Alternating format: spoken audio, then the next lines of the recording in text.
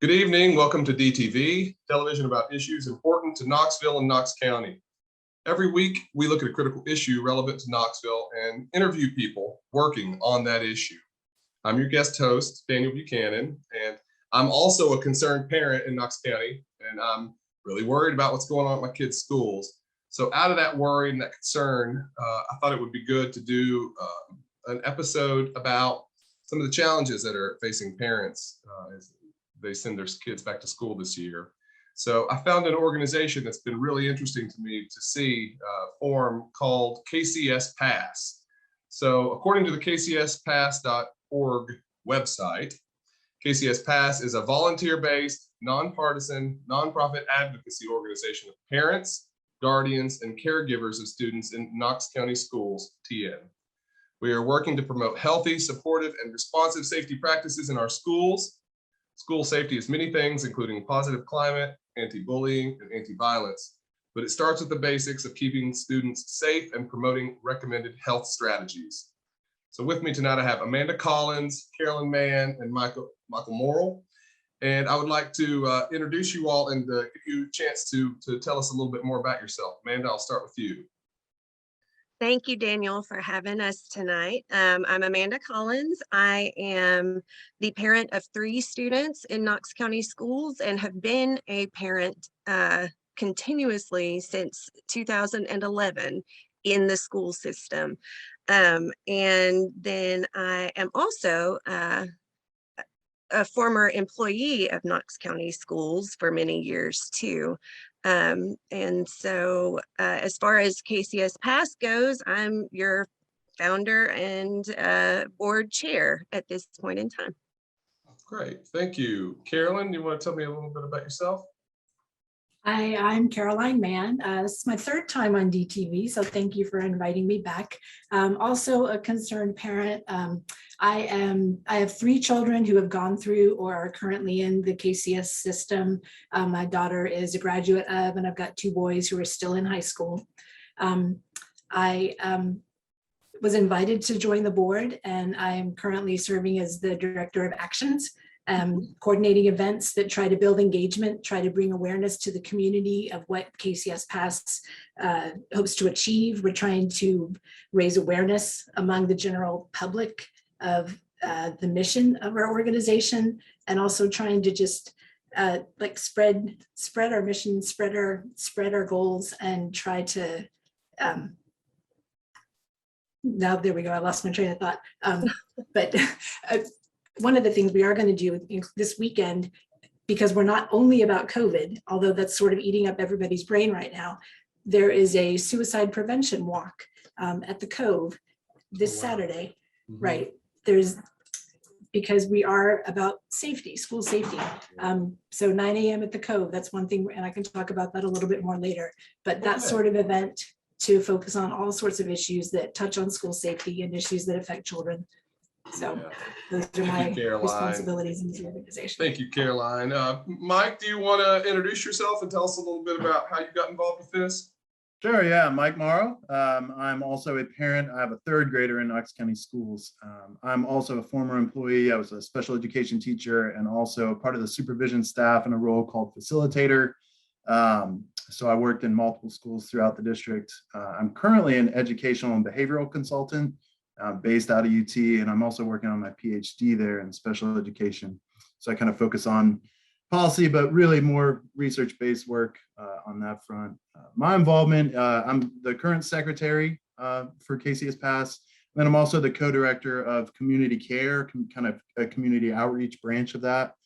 So I'm super passionate about the teachers and the parents and the students in our schools across the county, and then too, just the effects of, you know, our schools as a center for the community. And I think that that's a really important piece of our work, is recognizing how important our direct schools are to each of the communities that they're in. So that's really the role I hope to serve amongst all the other things that we are working to do that the ladies have already discussed. Great. So Amanda, it sounds like you started the organization.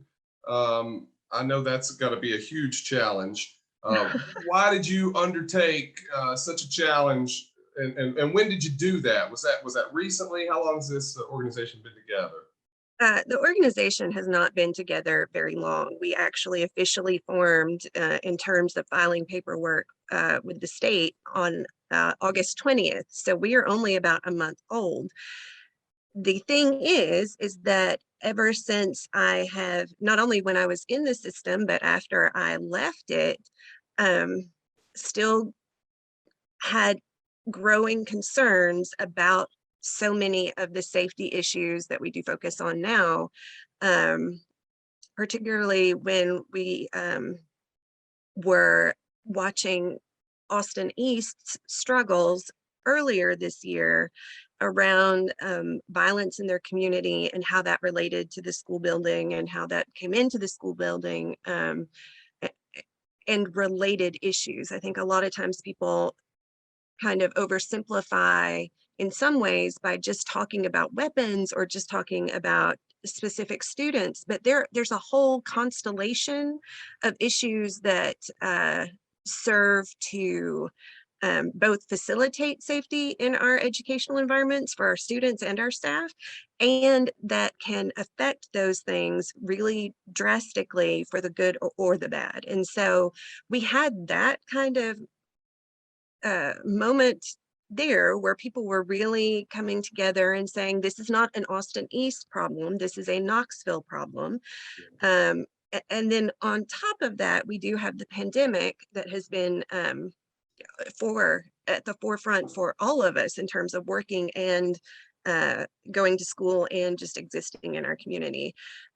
When things started to look up in terms of the COVID surge, it was about the time that Knox County Schools said, you need to decide now about whether you are going to be sending your children in person. Mm-hmm. And if some of you are not sure, you're on the fence, we want to let you know that we will be adjusting our mitigation measures for in-person learning as needed based on what the health numbers were looking like, what the case numbers were looking like, that they would be following CDC recommendations at any given time, whether that means we can back off some things or move forward. And then so in late June and early July, you already had folks that were concerned about Knox County Schools related to some violence pieces, but then you also started having emerging concerns about how Knox County was going to respond to the change in status related to COVID. So there was some very passionate momentum from parents from all across the district, not just one pocket of situation. And another thing that had been on my mind too were the string of student suicides that we had at in another part of the county. So this was one time where parents were coming together from all through the district and really understanding how those central level decisions affect every building. And we were all kind of standing and looking at each other like the Spider-Man meme, but with a lot of like rage and confusion, like, what are we going to do? And so I had been talking pretty closely with several folks, including Mike and some other people. And I finally just said, this is what we're going to do. We're going to organize. We're going to get it together. We're going to get it like formal. We're going to get a structure in place. We're going to get volunteers. We're going to be a parent-led organization, because I know from working within the district that parents have a lot of power in terms of being able to get responses and make changes. And so I really wanted to harness not only the power that parents have, but the momentum at that moment from parents for making our voices heard. And so it was the right time, and we needed to do something, and we couldn't just keep waiting for some other grown-up to come along and do it for us. So we organized, we did it. And so we have been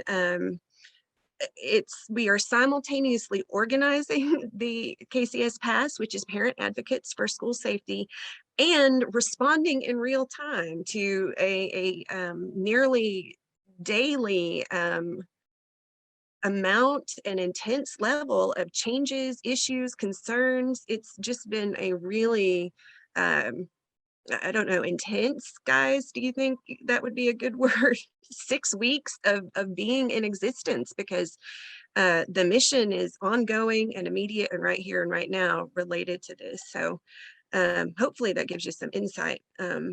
And again, that's part of the structure that we have, is that we do have a board of directors.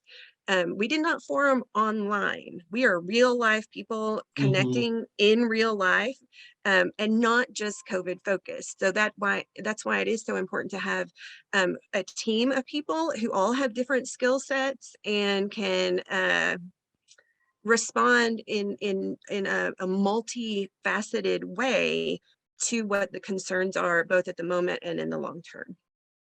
And so I'm so lucky to have Caroline and Mike working with me. So it sounds like you've tried to kind of form the dream team of people who are concerned and have, have lives at stake, children in school. Caroline, do you want to say anything about how you've been able to work with the organization? Can I say something super fast about how Caroline sure. Go came ahead, to Amanda. she and I, we did not know each other. We had not necessarily interacted in person. We have a friend in common who said that Caroline is one of the most intelligent people she has ever known. Yeah. And that on top of that, she is a mad organizer, and she is passionate. And so all of that is exactly the type of thing that a new advocacy organization is looking at. So we are so grateful that Caroline, who has so much experience in the area, has been willing to jump in with us. So there, Caroline, if that helps you a little bit. Off. Yeah, I appreciate that. Well, I appreciate the question that we were talking about before we started the recording. What is KCS Pass set up to do? And I like to think about our organization as being set up to hold the administration and the Board of Education accountable for keeping our children safe. We can apply pressure by watching what's going on. We can apply pressure by having very local attention paid at the school level. We can apply pressure by being present at school board meetings. We try to attend, not everybody, every single meeting, but we try to attend in person every time. We try to talk and be present and be vocal and be visible every time there's a public meeting. We try to make our points, and we try to get out in the press. We try to protest responsibly. We're exercising our First Amendment rights every time we're able to. So that's one of my missions as Director of Actions. And I think that's an important pressure point that we can apply. Sure. That's what I like to think that we as a board can do, but I also hope that we are able to recruit other parents, other concerned community members to do that on our behalf. And I hope that we can bring their messages and amplify them. So it's a two-way relationship. We need to be able to incorporate the concerns of the community and diversify our messages and to amplify others' concerns, because at the moment we're a bunch of middle-aged white people, and we need to be able to broaden and diversify the concerns that we're addressing and tackling. So I think that's one of the next steps that I want to tackle, and I think that's a point of improvement for us. So. Yeah. I definitely understand that. So as you're building this board, this powerhouse, this team of people, Mike, do you want to say a little bit about how you fit in with that, like how you got pulled into this and what your primary focus is? I know you mentioned the policy piece of that, but is there anything else that you wanted to say, or even about the policy? Sure. Well, I mean, I think the ladies have kind of spoken to, the way that we're going to work to hold the Board of Education and the administration in the school system accountable for the actions that they take. I think probably the bigger role for me is kind of stepping back from some of the things that I do from like the school perspective and really getting involved in more of what Caroline was hitting there towards the tail end of diversifying, hearing out from the community. I think we have a significant lack from the Board of Education to truly listen to what's happening in the communities and truly listen to what's happening in the schools. One of the really important things that I think we've done is set up an anonymous suggestion box that it's not just people on one side of either fence that are offering up their thoughts and feelings in that box. And I'm taking a lot of time, as well as Katina Sharp, another member of our board, going through that, listening to people, trying to find ways that we can purposefully respond to the concerns of parents, students, and especially teachers and administrators and the staff that are working in the buildings. I think for me, that is what drew me to this group. I know that I'm amongst a lot of very intelligent, very actionable, very purposeful people. And together we can truly make huge strides towards safer schools. And that's really why I got involved. Of course, Amanda and I have known each other for quite some time. And I feel like we were very effective in our roles in the schools because of some of those things I was just speaking towards. Is we listened to people, we listened to families, we listened to students. And I just want to keep that train rolling in any way that I can. Mike, say something else about that. You mentioned the suggestion box, and some people might not know what you're talking about. That's a really interesting idea to me, that you all have a suggestion box that people can put ideas into. That could be a little tricky. So you're saying those actually all get read and people actually are moving on those and making sense of those? Yeah, so basically what we did is we set up one that we knew would be completely anonymous. So the function of it, or really the creators of it, have set up something where nothing is tracked. So the email address that comes from, the IP address, none of that can be tracked. So I'll never know unless you sign your name down there as to who sent that to me. Now it's just Katina Sharp and I that are reading those. But what I think is the most important part there is that we are taking the time to read all of those. They may be one sentence, they may be full book chapters. It just depends on the time that somebody gives to it. And they're all over the place. I mean, it can be really simple stuff about sub shortages. It can be concerns about COVID in the schools. It can be concerns over the mask mandate on both sides of that fence. I'm still going to read it either way. But much like we've kind of made clear, from a school safety perspective, we're very adamant about following science, following experts, and being sure that, the way that we advocate follows that line. But yeah, I mean, we're reading it. It's basically just a link, and we've shared it in social media spaces, and it really took off. Wow. And I've been trying to kind of compile it and find ways that I can use that information to share with Board of Ed members and folks in the executive teams in the schools, because they need to hear from these people. And sometimes I think that there is a fear of retribution from staff members, especially, that worry about speaking up about anything, even minimal little things, and so I think that this offers them the opportunity to feel like it's a safe option for their voice to be heard, potentially from me, and I'm happy to be that space for people. How many have there been? How many submissions have there been? We're nearing the 200-ish mark, and we've probably had that going for, I don't know, Amanda, would you think maybe 3 weeks? Maybe publicly for about 3 weeks. I do know that there was a recent moment where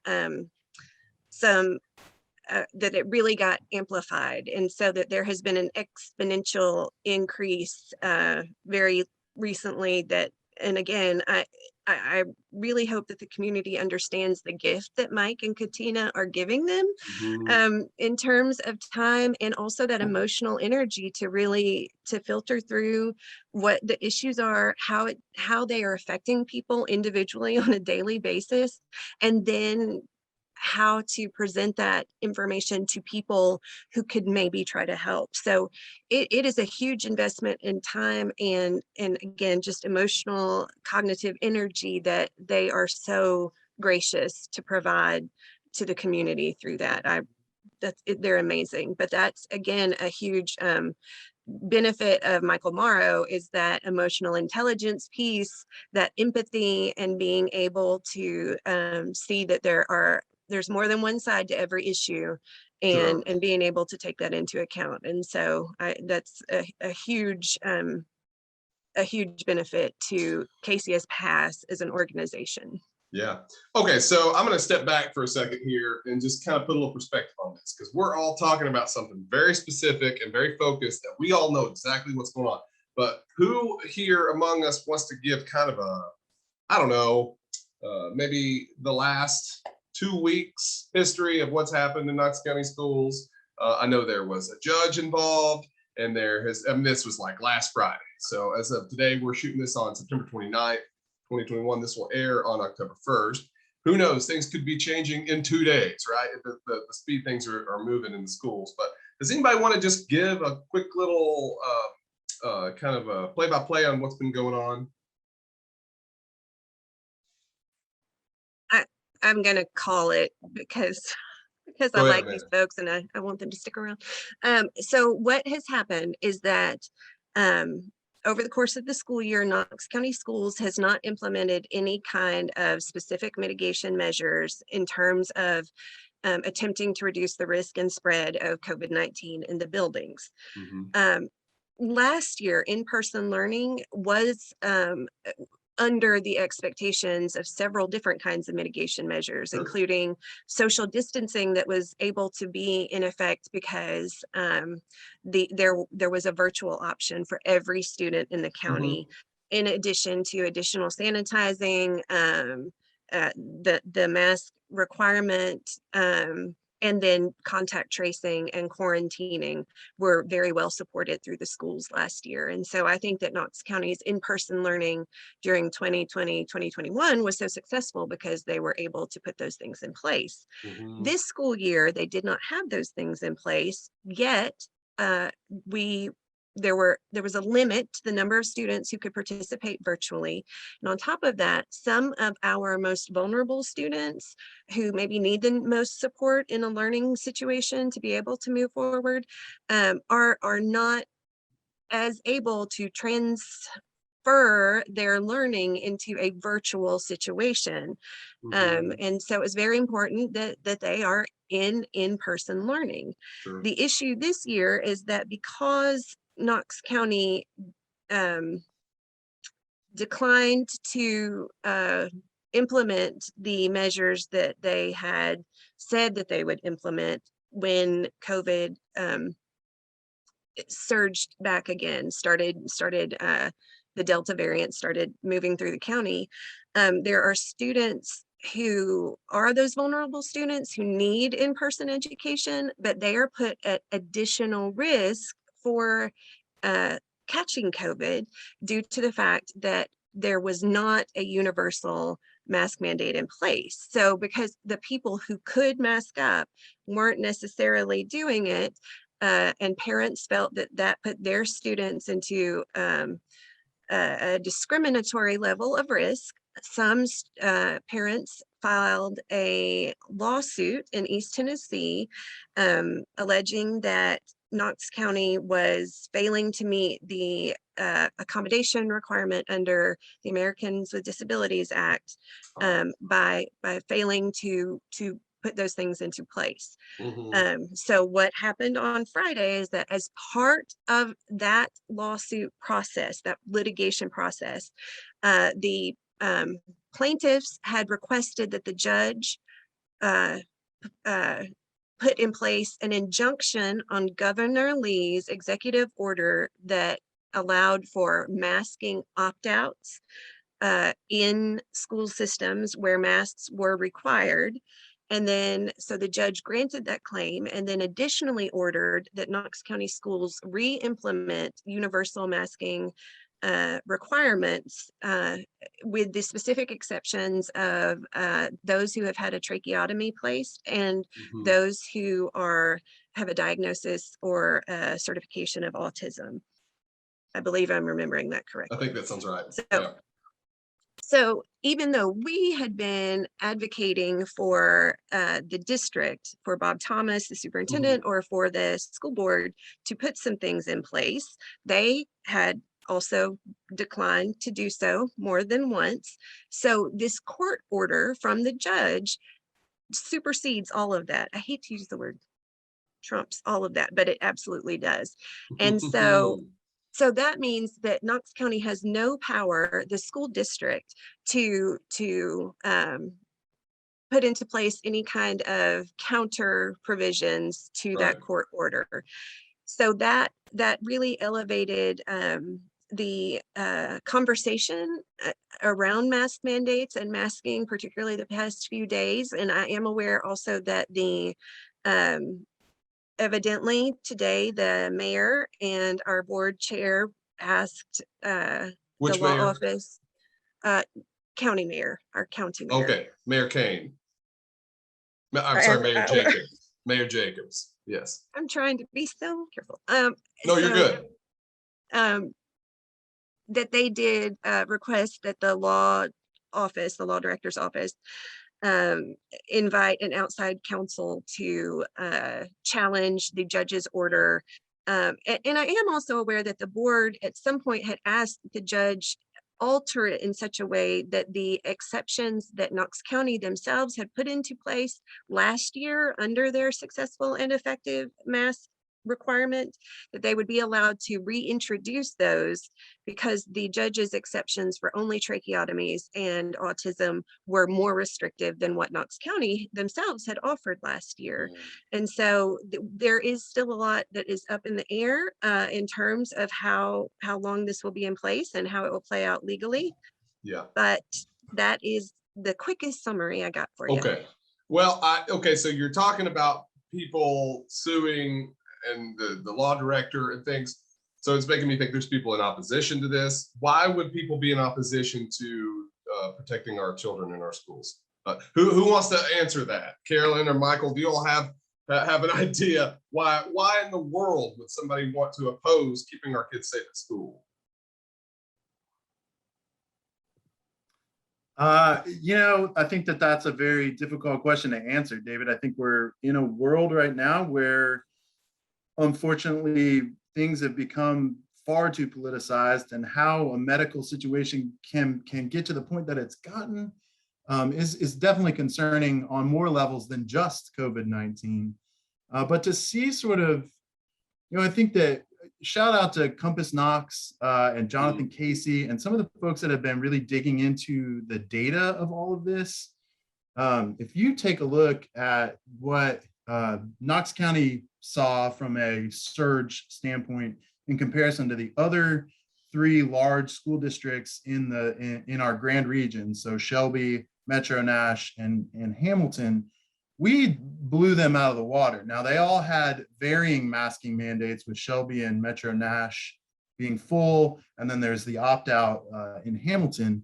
I just think that, if you follow science and you're willing to actually dig into peer-reviewed information, you should be able to make an informed decision that isn't politicized, that truly follows experts. I know in my line of work, I don't go around trying to make behavioral recommendations for individuals that have, emotional needs. I'm more of an autism person, and so I stick in that realm. Just like we don't need ophthalmologists giving us epidemiological information or virological information. I just don't see why we can't listen to experts and better understand things. I understand that it is an inconvenience to wear masks, but this issue was never all about masks in Knox County anyway. It was really about any mitigation strategy. What can we do? And there's a mountain of research out there that supports mitigation efforts in schools now that's coming out. And if we really think about science and we really think about listening to experts, we know that science moves, right? And so studies that happened prior to this really aren't relevant because we needed the time to make that research step and to look at those things. And so, the opposition to it, I struggle to understand it from a science-based person. That's my world, that's my reality. And I think that if you follow data and you understand the way that science works, there's not really 2 sides to this story.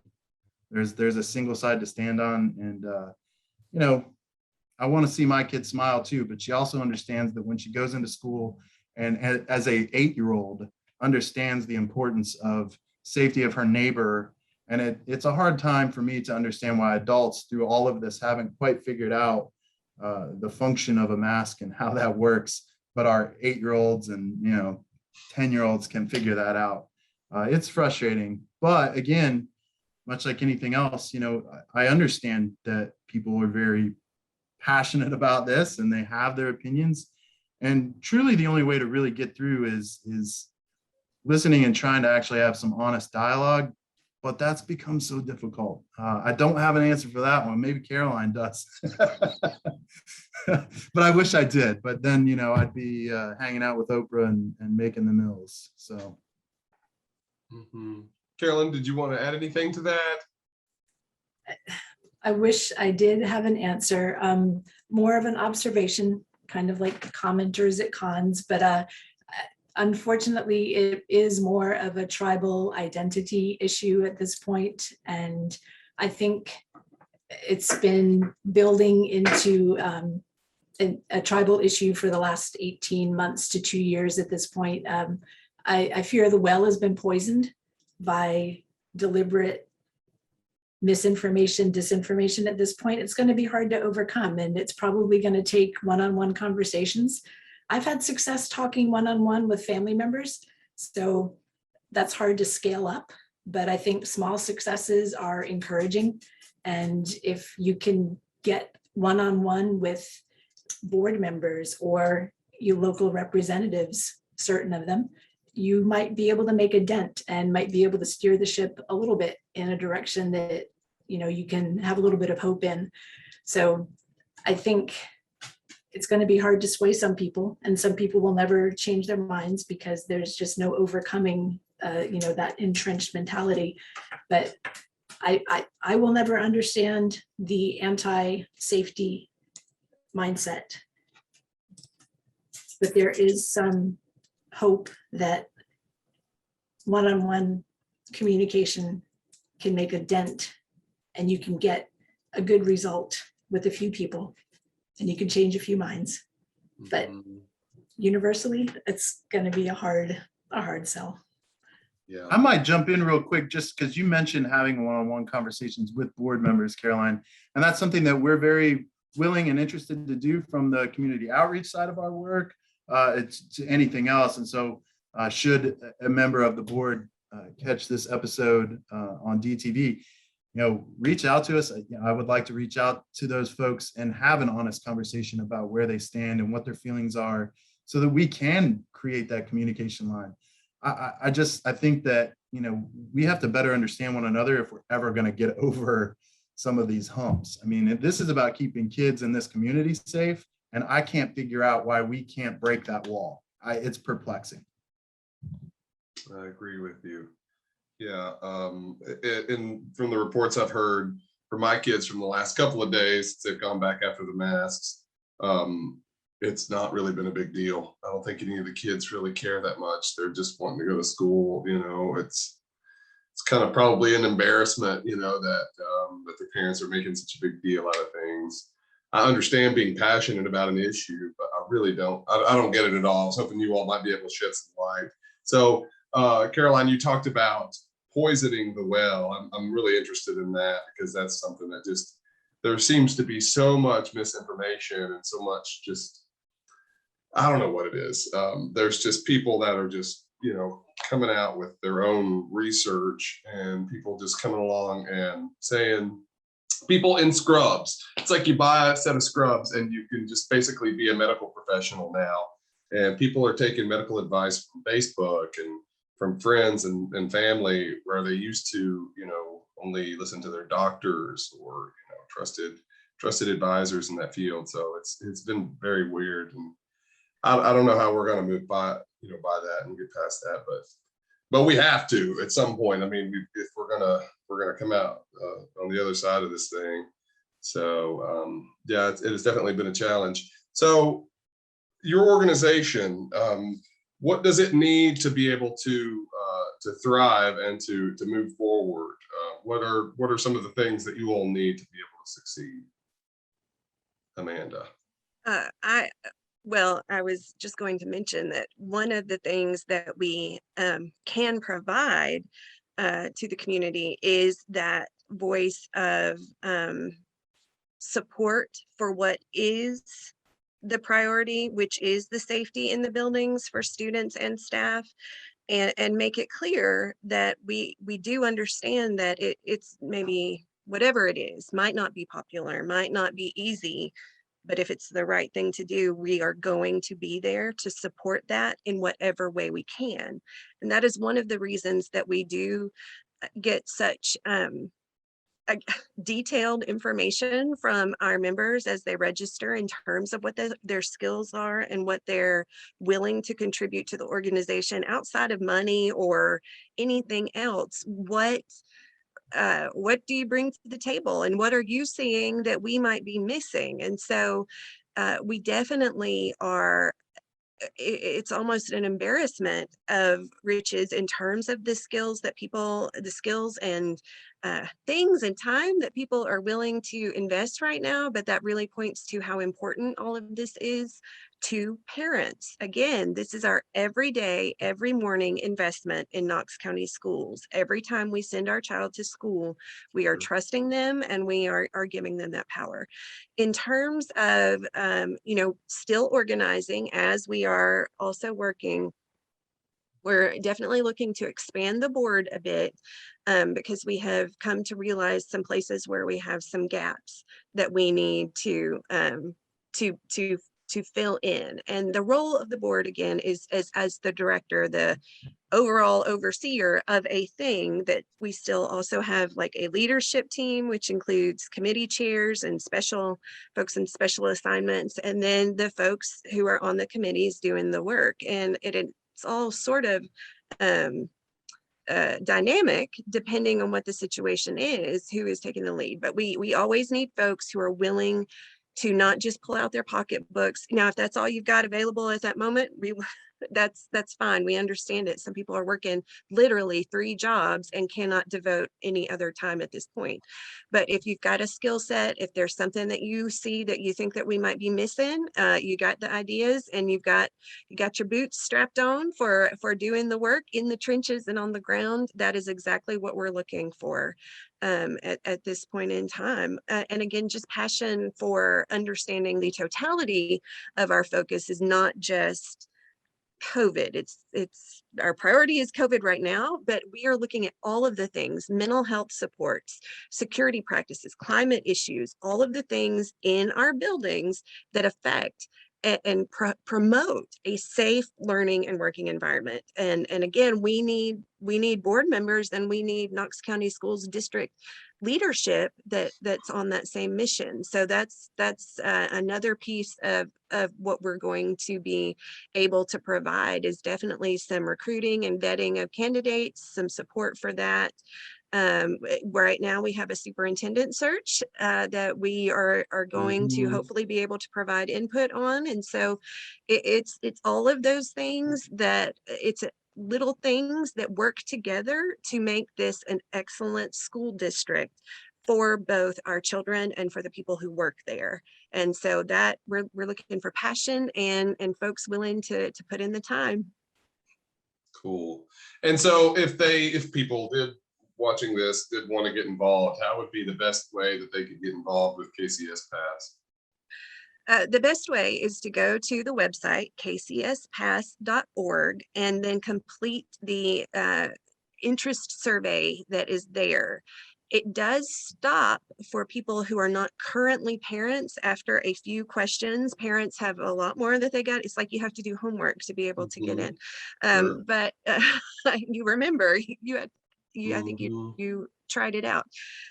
But just because you are not a parent and don't go through the long form does not mean that we do not need your skills and advice and expertise, experience and support. And so we are still working on the best ways to really harness that energy too, because we have had a ton of people who are saying, use me. And we are happy to do that because we know that we don't know everything. We know this, we can't do everything. So we need the help for sure. I would encourage folks to not get discouraged. We do have 2 Facebook communities. Well, mainly just one that is the really big one at this point. It's called KCS Pass crew, and it is where parents, educators, community members, business owners, advocates, organizers, anybody who is part of the mission, and we collaborate to communicate and to put into action. I'm looking at Caroline, she can't tell, but put into action our mission. And I encourage people to get involved there. We have DIY contact tracing groups set up, and that's to basically what the schools are not doing this year. We as parents are doing it ourselves. We have a DIY contact tracing group for every school. We are also tracking attendance and the emails that we get from schools. I don't know if you have, Daniel, specifically, but I know the rest of us, I got one today from one of our buildings. Yep. Indicating cases or a case in the building. So we're tracking that to help give people some very actionable data when they're making decisions about how to send their children to school or why not? So that's definitely a way that other folks can plug in. We are trying to get all of the information that we can out to people. So I encourage them to follow us on Twitter and Facebook for various updates and stories of interest. And our data team is amazing. Nobody is they're not represented tonight, but I really want to brag on them. That's Heather Morgan, Nate Kelly, Matt Blackman, Jonathan Casey, Daryl Houston. I'm missing people, but they are doing some amazing things to really put into the hands of parents the information that can help them make daily decisions that we don't have from the school system at this point. And in fact, Knox County has responded to some of what we've been doing and improved their own practices based on that. So to me, that really speaks to the utility and the just the amazing work that those parents, just like all the rest of us, are doing in the time that they have available to help out everybody. So there you go. Yeah. A lot of info, sorry. These are just some wild times we live in. I mean, I think 2 years ago, if you'd have told me this was going on, I wouldn't have believed you. I mean, this just seems so outlandish, that parents are having to make decisions about their child's safety, especially, 4 months before school begins. I remember in May, things looked a lot different in May, and things were looking pretty good, and people were getting vaccinated, and things were looking up. Everybody was very optimistic then, beginning of the end of the school year, the beginning of summer, and just something changed. And I'll tell you what, it's been a wild ride, but I sincerely appreciate the work that you all are doing. It's very inspiring to know that there are concerned parents that are willing to go above and beyond the call of duty. As a parent, which is already a job in and of itself, 3 jobs at least, but to rise above that and to also try to organize parents who are being pulled in 1,000 directions and focus them on important stuff, like school safety and the things that you've mentioned. So I really sincerely appreciate that.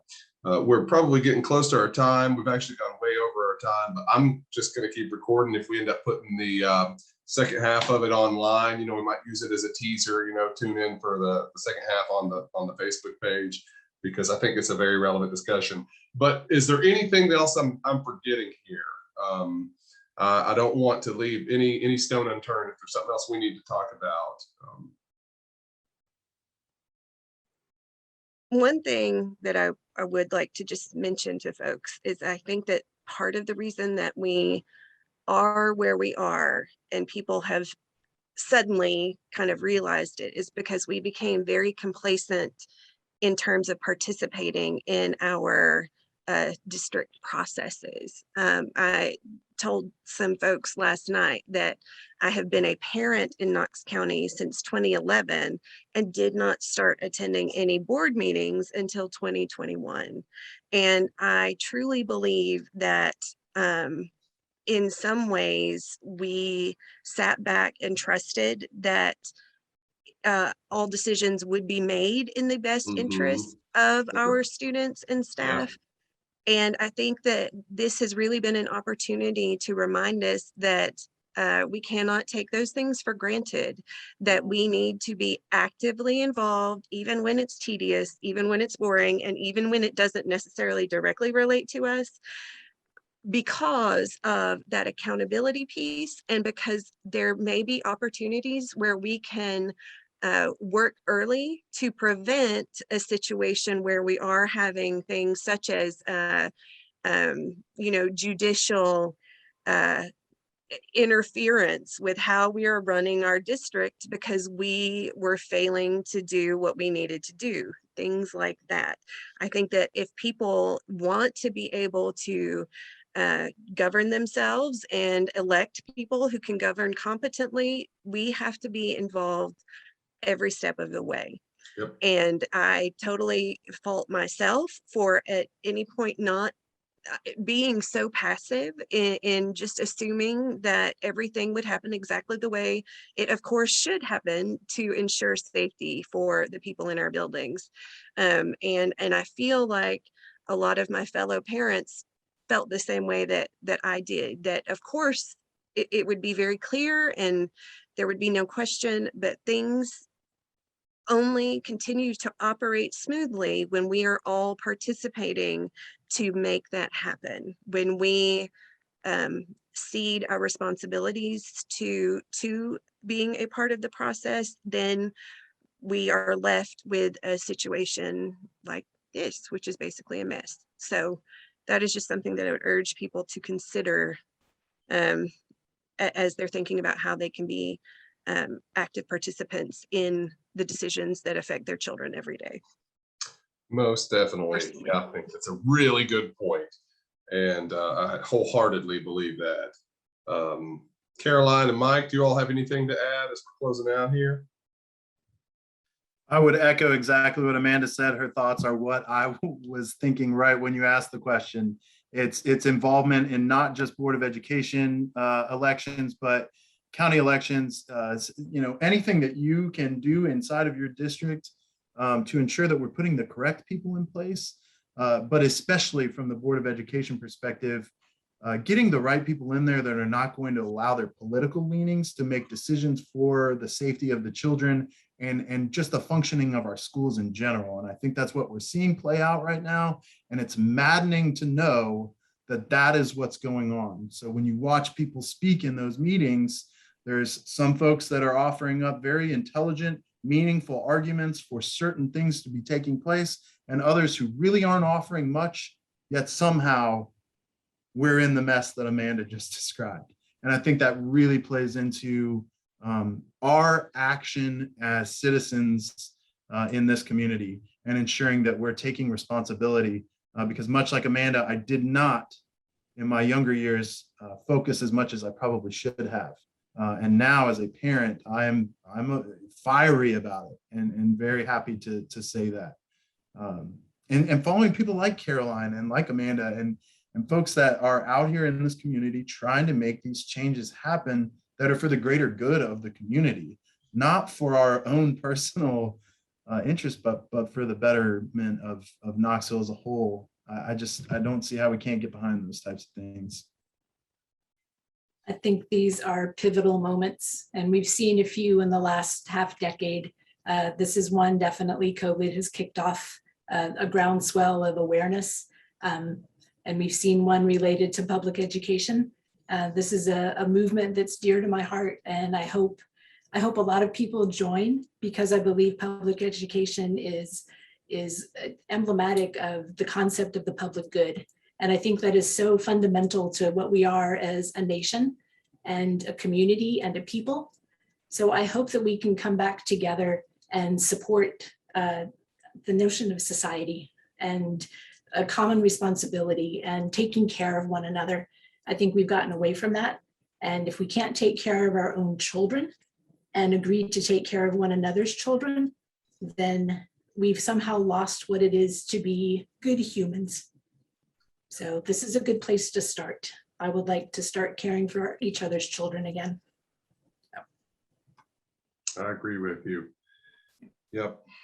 All right. Well, Amanda Collins, Carolyn Mann, Mike Morrow, I sincerely appreciate you all taking the time to talk to me tonight. And again, the organization they're with is called Kcs Pass. You can find more information about it at kcspass.org or on Facebook with the KCS Pass crew. I am your host, Daniel Buchanan. This is DTV. Thank you all for tuning in on this very special episode, and we hope to see you again next week. Bye-bye. Thank you.